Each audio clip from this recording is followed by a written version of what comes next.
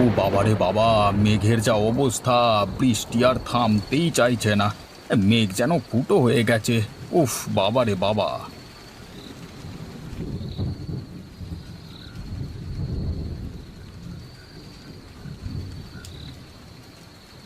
মিলি, আমার সোনা মাটা কি করছে জানালার পাশে দাঁড়িয়ে? আচ্ছা মা, বৃষ্টি কি করে হয়? আকাশে কি অনেক জল জমে আছে? মেঘ থেকে জলকণা হয়ে বৃষ্টি।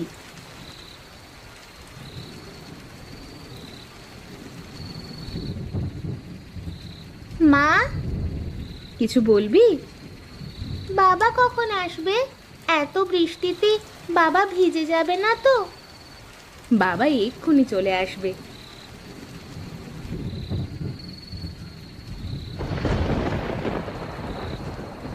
হায় হায়, কি যে হবে! সব ভেসে যাবে। সবাই মারা পড়বো এবার। বাচ্চা কাচ্চাদের নিয়ে কি করব জানি না। হে ঈশ্বর, আমাদের রক্ষা করো।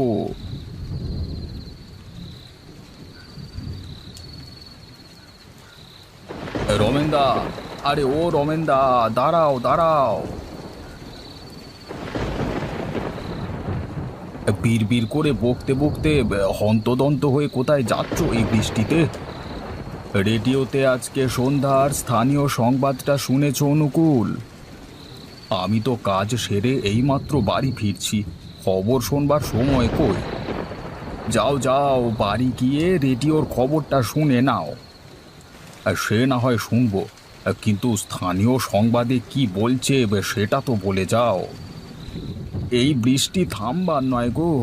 নদীর বাঁধ ভেঙে গেছে, জল ঢুকছে গ্রামের মধ্যে। এই কয়েক ঘন্টার মধ্যে বন্যার সম্ভাবনা। বলো কি গো রমেনদা, বন্যা হলে বউ বাচ্চাদের নিয়ে যাব কোথায় আমরা?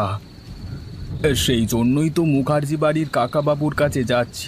ওনাদের দোতলা পাকা বাড়ি, বন্যার সময় যদি একটু মাথা গোঁজবার ঠাঁই দেয়।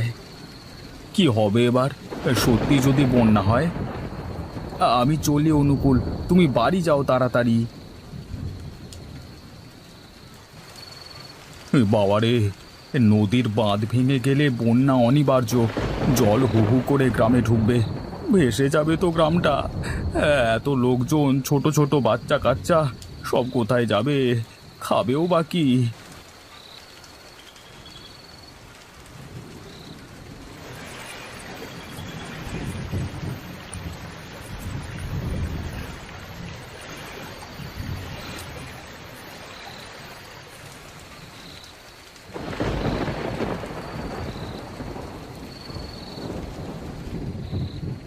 গিন্নি, আরে এই গিন্নি, দরজাটা খোলো।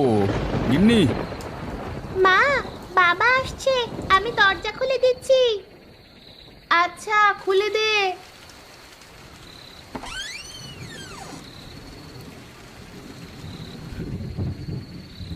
কয়েকদিন থেকে টানা বৃষ্টির কারণে সকল গ্রামবাসীর উদ্দেশ্যে সতর্ক বার্তা জারি হয়েছে। অতিরিক্ত বৃষ্টির কারণে নদীতে জলের স্তর অনেক বৃদ্ধি পাওয়ার কারণে বাঁধ ভেঙে গ্রামের দিকে জল প্রবেশ করছে। বন্যার আশঙ্কা রয়েছে, তাই সকল গ্রামবাসীদের নিরাপদ স্থানে থাকবার অনুরোধ জানানো হচ্ছে। বিশেষ বিশেষ খবর আর একবার পড়ছি। গিন্নি, ও গিন্নি! কি হয়েছে? আজ এত ডাকাডাকি কেন? এই নাও, চা খাও। তোমাকে একটু মুড়ি দেবো? আরে রাখো তোমার মুড়ি। খবরটা শুনেছো? ভয়ঙ্কর খবর গো। উহ, সংসারের কাজ করতে করতেই সময় পাই না, আমি খবর শুনবো? তুমি রেডিওতে কান দুটো গুঁজে নিয়ে খবর শুনতে থাকো, আমার রাত্রে রান্না আছে।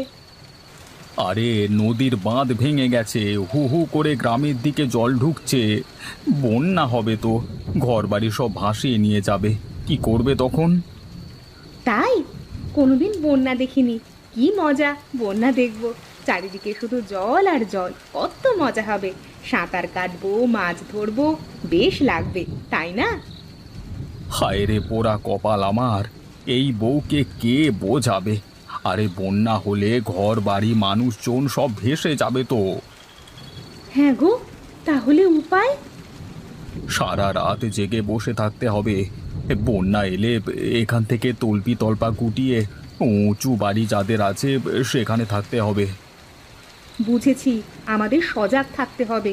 তবে যাই বলো, আমার যেন কেমন একটা বেশ মানে ওই কি যেন মানে মন আনচান আনচান করছে। তা তো করবেই, বুঝবে যখন বন্যা আসবে, কিছুই খেতে পাবে না বলে দিলাম। এবার দেখলে বন্যা কাকে বলে, মন কি আনচান করছে গিন্নি। ওগো আর বলো না, কোথায় যাব, কাদের বাড়ি আশ্রয় দেবে, কি খাবো, এরকম অবস্থা হবে আগে বুঝিনি গো। এত মানুষজন কি করে বাঁচবে বলো দেখি। মা, সব ঘরবাড়ি গাছপালা ডুবে গেছে, আমার স্কুলের বই খাতা সব ডুবে গেছে। হ্যাঁ গো, কোথায় যাচ্ছি আমরা? চলো চলো, আমি যেখানে কাজ করি সেখানেই যাই, দোতলা অফিস বাড়িতে নিশ্চয়ই থাকবার ব্যবস্থা পেয়ে যাব।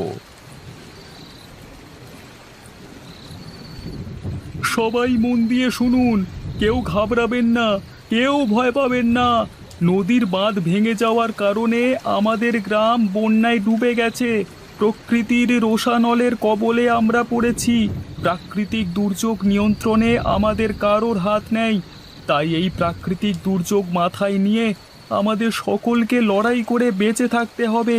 এই ভয়াবহ বন্যা পরিস্থিতিতে যতদিন না পর্যন্ত বন্যার জল শুকিয়ে না যায়, ততদিন কাউকে যাতে খিদে পেটে থাকতে না হয়, তার জন্য সকলকে আমাদের গ্রামের যে দুটো স্কুল আছে তার দোতলায় সকলের থাকার এবং খিচুড়ি খাওয়ার আমন্ত্রণ রইল।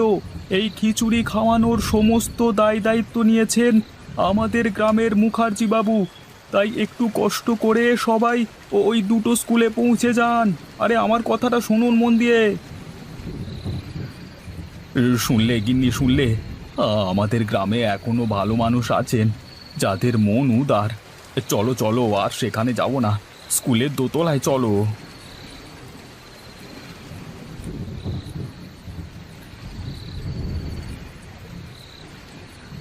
আমাকে আর একটু খিচুড়ি দেওয়া যাবে ভাই?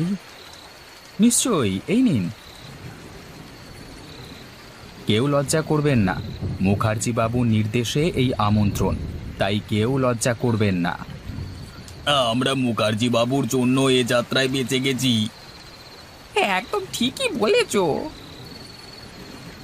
আচ্ছা বাবা, এত জল কোথা থেকে এসেছে? কয়েকদিনের বৃষ্টির জন্য নদীর জল অনেক বেড়ে গেছে, তাই বাঁধ ভেঙে জল গ্রামে ঢুকেছে। একে বলে বন্যা। বাবা, আমার পড়ার বই খাতা কলম সব নষ্ট হয়ে গেছে। চিন্তা করিস না মা, সব কিছু ঠিকঠাক হয়ে গেলে আবার স্কুলে যাবি, সব বই খাতা আবার কিনে দেব। সব বাড়িতে জল ঢুকে গেছে, তাই না? সব বাড়িতেই জল ঢুকে গেছে রে মা। যাদের উঁচু উঁচু বাড়ি তারা উপরে থেকে যাবে, আমাদের ছোট ঘর। হ্যাঁ রে মা, প্রাকৃতিক দুর্যোগকে কেউ আটকাতে পারে না রে মা। আমি বড় হয়ে অনেক পড়াশোনা করে চাকরি করে অনেক বড় বাড়ি বানাবো, বন্যা হলে আর আমাদের সমস্যায় পড়তে হবে না। আচ্ছা বাবা, নদীর বাঁধ যদি অনেক উঁচু করে করা হয় তাহলে তো আর নদীর জল গ্রামে ঢুকবেই না, তাই না? এটাই হবে এবার, উঁচু করে শক্ত করে নদীর বাঁধ দেওয়া হবে। চল খেয়ে নিবি। তুমি যাও, আমি একটু পরে যাচ্ছি।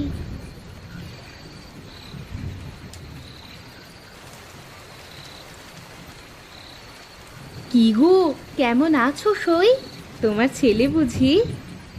ছেলে নয়, কন্যা। কতদিন হয়েছে? এই সবে 1 বছর হলো। ওলে বাবালে, কি মিষ্টি মেয়ে, কিভাবে এত জলের মধ্যে নিয়ে এলে গো? একে নিয়েই তো অনেক চিন্তায় ছিলাম। মাইকে ঘোষণা শুনে ওর বাবা ওকে কোনো রকমে নিয়ে এসেছে।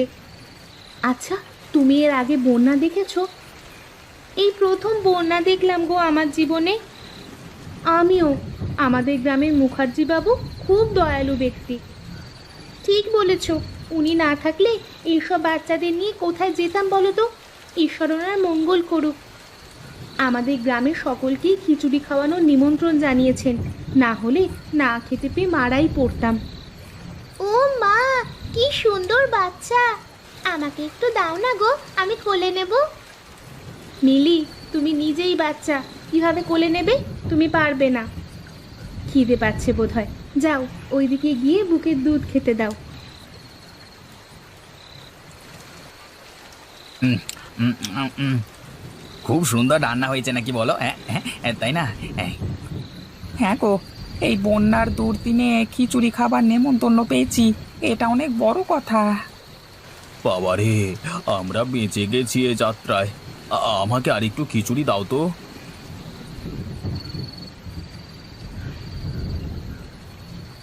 মা, কি নাম এই পুচকিটার?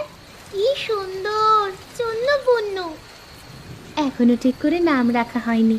সই, তুমি একটা নাম দাও তো ভালো দেখে। দাঁড়াও, ভাবছি। কি নাম রাখা যায়? কি নাম? বন্যা। বাহ, খুব সুন্দর নাম। বন্যাতে আমরা প্রাণ ফিরে পেয়েছি, তাই মিলির দেওয়া নাম বন্যা। এটাই আমার মেয়ের নাম থাকবে।